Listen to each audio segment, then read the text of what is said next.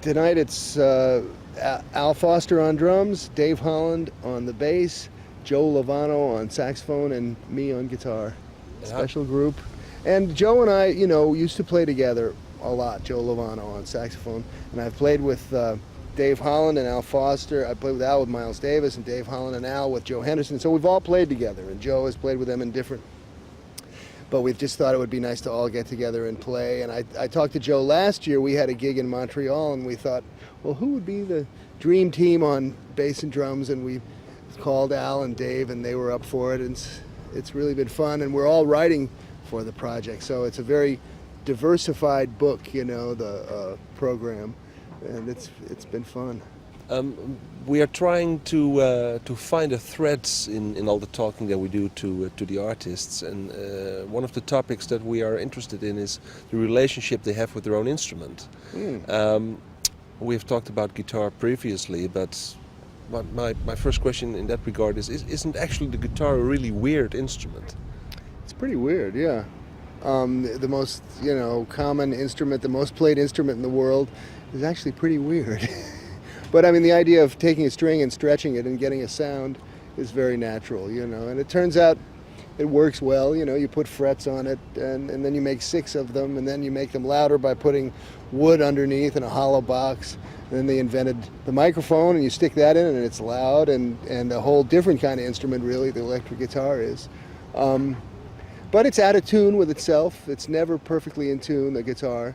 But that's okay, because maybe music's not supposed to be in tune all the time. I don't know. What kind of relationship do you have with the guitar? Well, I've played it since I was a kid, since I was 11, and I can't imagine life without it. It's my friend. You gotta love your instrument, even though sometimes you want to throw it out the window because it's hard to play music sometimes. It's hard to play what you want to play on your instrument, and it has limitations, and you have limitations. But the more I play it, and the more I really listen to it and try and learn how to play it instead of making it do what I want all the time, and you come to this relationship with your instrument, where it's a give and take, really, with the physical possibilities on the instrument. I just have more and more fun playing it, and I love it.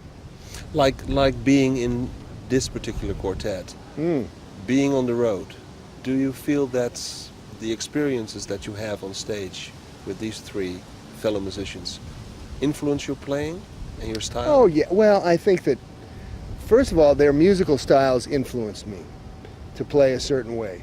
And I would say the main way it influences me is to try and play really well, because they all play so well. And everybody in the band listens all the time, so we're all trying to make a group sound, not just a soloist in front of a band. That's what makes the difference and makes jazz, to me, successful or not, how much of a group sound there is. But as far as the experiences we have in the daytime, whether that comes through at night, sure it does. And I think everybody in the band is such a pro that we really are conscientious of each other as people, and try to really be supportive and friendly, and help each other, through getting around on the road, and watch out for each other. And that transcends to the bandstand,